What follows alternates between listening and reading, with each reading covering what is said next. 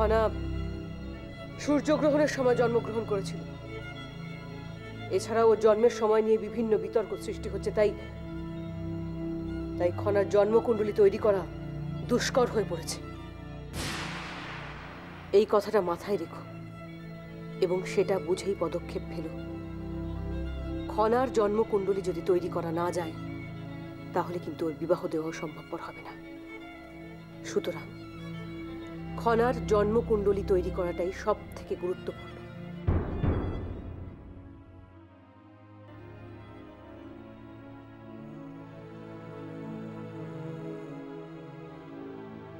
ঐশিকা,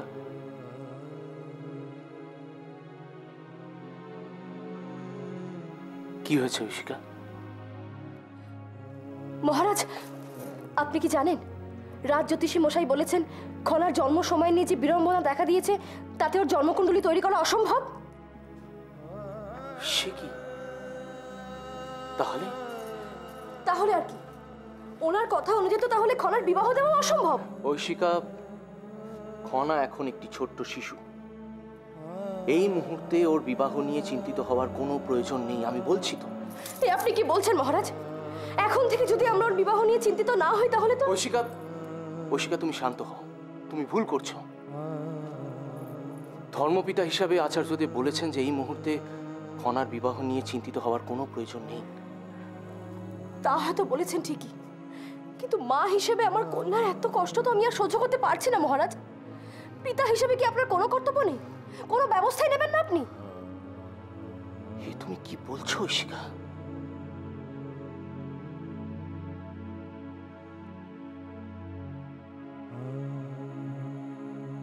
খনার প্রতি আমার কোনো কর্তব্য নেই?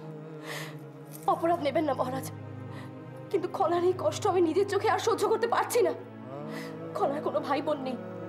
সঠিক সময় ওকে পাত্রস্থ করতে না পারলে ওর ভবিষ্যৎটা কি হবে আপনি বলতে পারেন? ঐশিকা, শান্ত হও, শান্ত হও ঐশিকা। একবার ভেবে দেখো তো, রাজ জ্যোতিষ মশাই যদি বলে দেন যে খনার জন্মকুণ্ডলী প্রস্তুত করা সম্ভব নয়, আমি আর তুমি কি করতে পারি বলো তো? পারি মহারাজ, অনেক কিছুই আমরা করতে পারি। আপনি তো বললেন খনার ধর্মপিতার কথা। আমরা পারি না ওনার সঙ্গে কি দেখা করতে? পারি না ওনার থেকে জানতে খনার ভবিষ্যৎটা কি? ঠিক আছে ঐশিকা, তুমি যখন এতবার করে বলছো, আমি স্বয়ং যাব আচার্যদেবের সঙ্গে দেখা করতে। মহারাজ, খনা সিংহারের ভাগ্য লক্ষ্মী। সবাই বলে সন্তান হিসেবে খনা শ্রেষ্ঠ। এই বয়সে ওর পিতামাতার প্রতি কর্তব্য ও সঠিকভাবে পালন করেছে, কিন্তু আমরা কি পেরেছি শ্রেষ্ঠ পিতামাতা হতে? আমরা পেরেছি ওকে সুরক্ষিত রাখতে? পেরেছি আমরা ওকে অসম্মানের হাত থেকে রক্ষা করতে? বলুন মহারাজ, বলুন, আমরা পেরেছি আমরা ওকে রক্ষা করতে? বলুন মহারাজ, বলুন না মহারাজ, আমরা পেরেছি রক্ষা করতে খনাকে? বলুন মহারাজ, বলুন।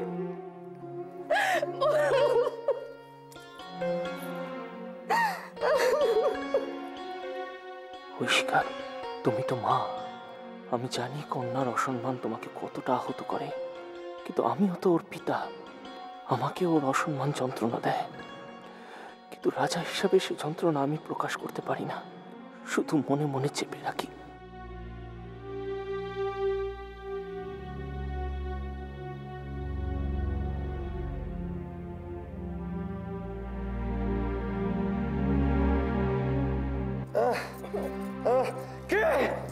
কে আমাকে বিরক্ত করছো? চলে যাও এখান থেকে, চলে যাও। তোমার জয়ের কাছে যাও, এখান থেকে বেরিয়ে যাও, যাও। আমি তোমাদের এত ভালোবাসি, তবু কেন আজকে তোমাদের দিকে আমি মনোযোগ দিতে পারছি না? ভাই কাকার জন্য খুব মন খারাপ করছে। ভাই কাকার মতো তোমরাও আমার কাছ থেকে মুখ ফিরিয়ে নেবে না তো? জয়মার ভাই কাকার মধ্যে কি হয়েছে কে জানে, ওরা নিজেদের মধ্যে বারংবার দ্বন্দ্বে জড়িয়ে পড়ছে।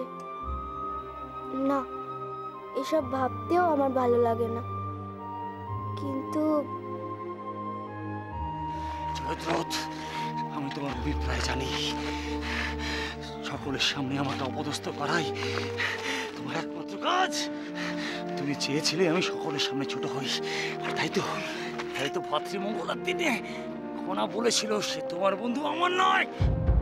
তুমি খনার মনের মধ্যে বিষ ঢেলে দিয়েছো জয়দ্রথ। তোমাকে আমি ছাড়বো না। বন্ধ করে এসব, নইলে আমি। আমার মনে হয় এখানে কারোরই নিজের সীমা লঙ্ঘন করা উচিত নয়। রাজকুমারী গুণের কথা রাজকুমারের জানা উচিত।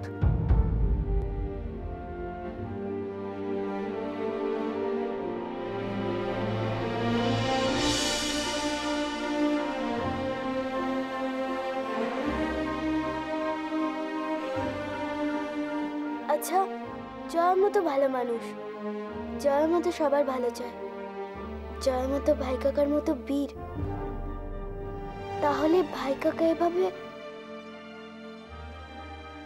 ভাই কাকা কেন জয়নকে বুঝতে চাইছে না?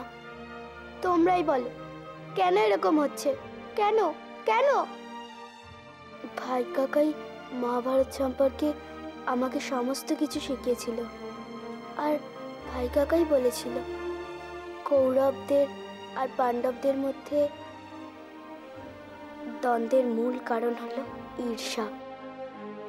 তাহলে কি ভাই কাকা জয়নকে ঈর্ষা করে?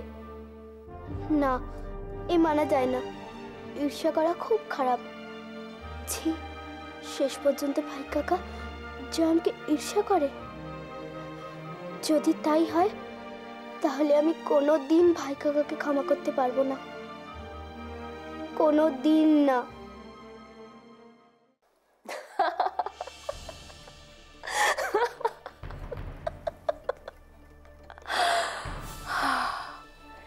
খনা, উপতিষ্য, ঐশিকা, এই তিন প্রধানের অন্যতম গুরুত্বপূর্ণ সৈন্য জয়দ্রথ, আর এদের প্রত্যেকের চালিকা শক্তি রাজিমা।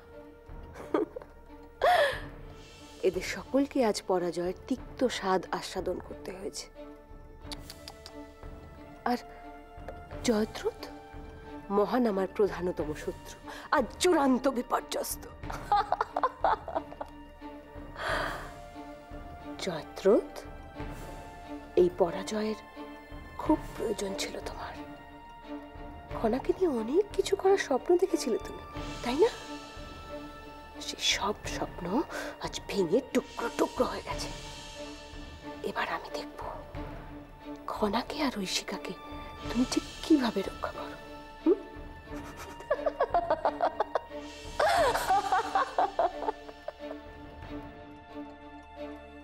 রাজকুমার এভাবে আমাকে কেন বলল? নগণ্যটিকে আমি হত্যা করতে পারি এ কথা ওর মনে এলো কিভাবে? আমি তো রাজকুমার আর খনার দূরত্ব সবসময় ঘোচাতে চাই। নগণ্যটি ও রাজকুমারের ভালোবাসাকে শ্রদ্ধা করি, সম্মান করি। সর্বোপরি রাজকুমারের অমঙ্গলজনক কোনো কিছুই আমি করতে পারি না। এই কথা আমি কিভাবে যে ওকে বোঝাবো?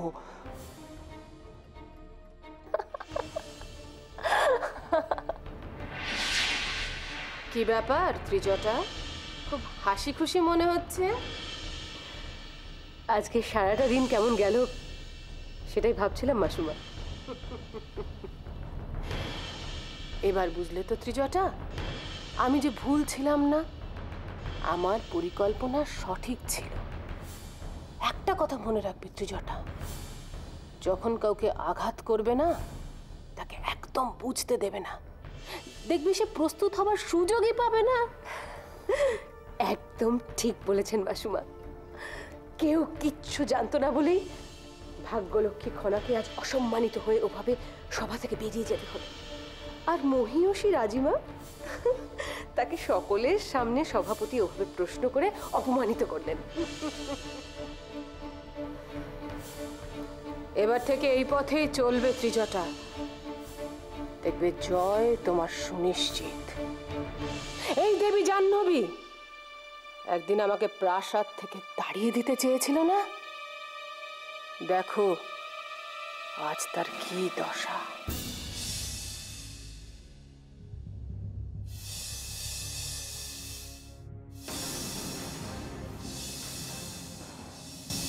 জয়দ্রথ, জয়দ্রথ, কি হয়েছে তোমার? হ্যাঁ, না না রাজিমা, আসলে আসলে রাজকুমারের সাথে। রাজকুমারের সাথে? তোমার আর মহানামার সাথে দ্বন্দ্ব তো হয়েই চলেছে। এর তো একটা ব্যবস্থা নিতে হবে এবার আমাকে। রাজিমা, রাজিমা, ঈশ্বরের দোহাই, ঈশ্বরের দোহাই, আপনি এই মুহূর্তে কোনো পদক্ষেপ নিতে যাবেন না। আপনি দয়া করে আমার কথাটা শুনুন রাজিমা। কিন্তু কিন্তু কিন্তু শোনো, তোমাদের এই দ্বন্দ্ব তো সীমা ছাড়িয়ে যাচ্ছে। এবার যদি ব্যবস্থা না নিয়ে অনেক দেরি হয়ে যাবে। রাজিমা, রাজিমা, রাজিমা, এ নিয়ে আমরা পরে আলোচনা করব। না জয়দ্রথ, আপনার সঙ্গে আমার কথা রয়েছে রাজিমা। জয়দ্রথ, তুমি আমার আপনি একটু শান্ত হন, একটু শান্ত হন। বলো, কি বলবে?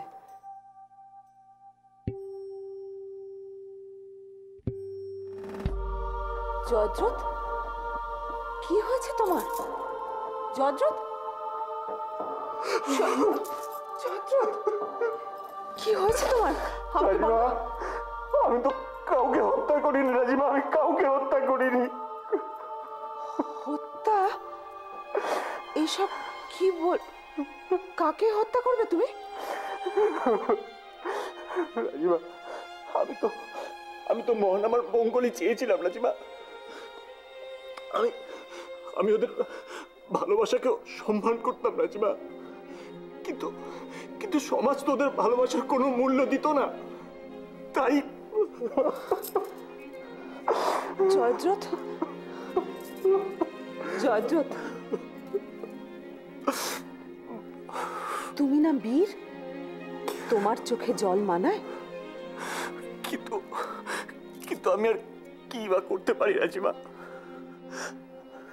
সিংহলের প্রতি আমি চিরকালই বিশ্বস্ত, আর সেই সিংহলের রাজকুমারের এত বড় ক্ষতি আমি কি করে করতে পারি রাজিমা? আর রাজকুমারকে আমি কি করে বিশ্বাস করাবো যে নগণ্যটিকে আমি হত্যা করিনি রাজিমা, আমি হত্যা করিনি। জয়দ্রথ, আমি বিশ্বাস করি, জয়দ্রথ, আমি বিশ্বাস করি তুমি কোনোদিন কোনো নারী বা শিশুকে আক্রমণ করতে পারো না। সব থেকে বড় কথা হলো রাজকুমার ওই নারীকে ভালোবাসত। সেটা জানার পর থেকে আমার মনে একটা বেদনা তৈরি হয়েছিল, কারণ আমি জানতাম যে এই ভালোবাসার পরিণতি নেই। আমি তাই রাজকুমারকে সেদিন ওখান থেকে আনতে গিয়েছিলাম, অথচ রাজকুমার। জয়দ্রথ, জয়দ্রথ, এটাই আমাদের সমাজের নিয়ম। এই খনার কথা ধরো না, সিংহলের জন্য খনা কত কিছু করলো, তার জন্য ভাগ্যলক্ষ্মী বলে ঘোষিত হলো, কিন্তু তারই শিক্ষা গ্রহণ নিষিদ্ধ করে দেওয়া হলো। সভায় সকলের সামনে তাকে অসম্ভব অপমানিত করা হলো। আসলে রাজিমা, সেদিন আমরাও তো কেউ প্রতিবাদ করিনি।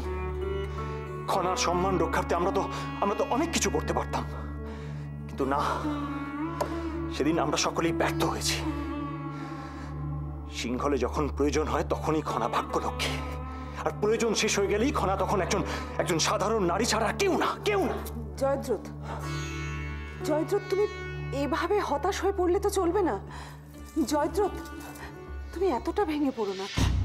একটা কথা আমাকে ভাবাচ্ছে, নগণ্যটিকে হত্যা করার সাহস করলো কে? আমার মন বলছে জয়দ্রথ নয়। তাহলে একদিকে তো ভালোই হলো মাসু, মহানামার বিবাহে আর কোনো বাধা থাকলো না।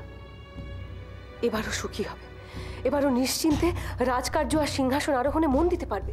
না ত্রিজটা, না, তুমি কিন্তু জ্যোতিষবীরের গণনার কথা ভুলে যাচ্ছ। এই হত্যা কিন্তু তাকেই সত্য প্রমাণ করছে। না মাসুমা, না, এ হতে পারে না। মাসুমা, জ্যোতিষবীরের গণনা তো সঠিক নাও হতে পারে। আপনি বলুন না মাসুমা, বলুন এ সত্য নয়, এ সঠিক নয়। জয়দ্রথ, তোমাকেই তো সত্য প্রতিষ্ঠা করতে হবে। যে করেই হোক তোমাকেই খুঁজে বের করতে হবে নগণ্যটির হত্যাকারীকে।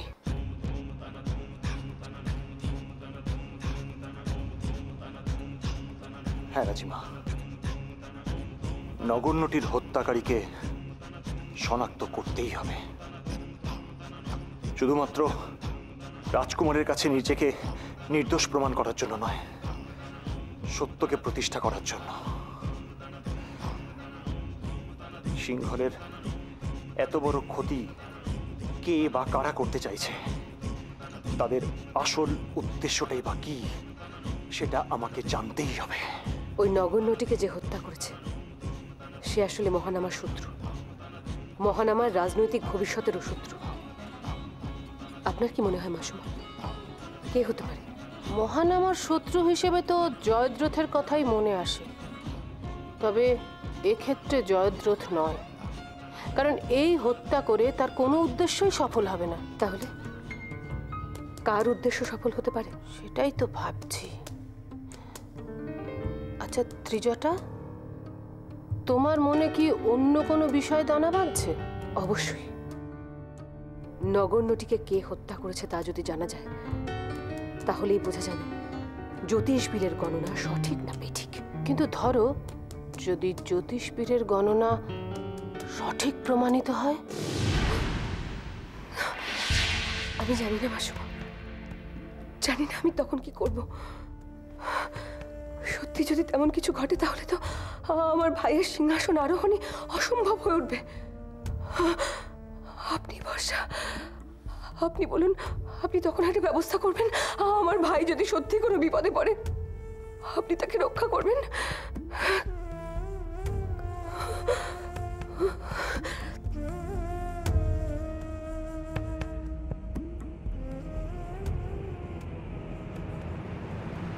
জ্যোতিষবীর খুব কার্যকরী গণনা করেছেন বলতে হবে। এই গণনার ফলে ত্রিজটা বা মহানামা নয়, দেবী জাহ্নবী বা খনাও নয়, আমি উপকৃত হব। ত্রিজটাকে আরো বেশি করে হাতের মুঠোয় নিয়ে আসতে পারবো।